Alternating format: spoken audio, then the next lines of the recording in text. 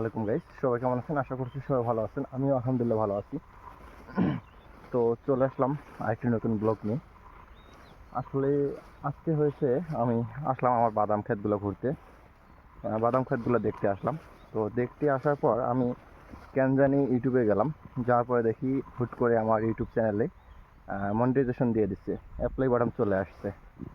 তো এই সব কিছুর মূলেই কিন্তু হচ্ছে আপনাদের সবার ভালোবাসা ও দোয়ায় আজকে আমার ইউটিউব চ্যানেলের মনিটাইজেশন মানে অ্যাপ্লাই বাটন চলে আসছে। তো এখন হচ্ছে আমি অ্যাপ্লাই করব।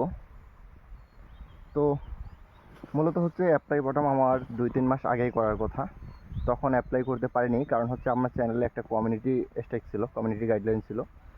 তো 2টা স্ট্রাইক থাকার কারণে আমার চ্যানেলে তারা আমাকে অ্যাপ্লাই করতে দেয়নি। তো সেগুলা 3 মাস, সেগুলোর জন্য 3 মাস অপেক্ষা করলাম। অপেক্ষা করার পর আজকে হচ্ছে আমার 3 মাস পূর্ণ হলো। আজকে 19 এপ্রিল। তো আজকে আলহামদুলিল্লাহ আমার অ্যাপ্লাই বাটন চালু হয়ে গেছে। আর আজকে অনেক খুশি আমি। আসলে অ্যাপ্লাই করতে যাচ্ছি ইউটিউবে, একটা ইউটিউব চ্যানেলের টার্গেট ফিল আপ করা বা হচ্ছে সম্পূর্ণ শর্ত পূরণ করা আসলে একটা চ্যালেঞ্জিং বিষয়।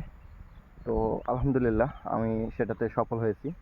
সবাই দোয়া করবেন আর পাশে থাকবেন একটু, যেন হচ্ছে আগামী দিনে আপনাদেরকে ভালো কিছু দিতে পারি। চেষ্টা করতেছি।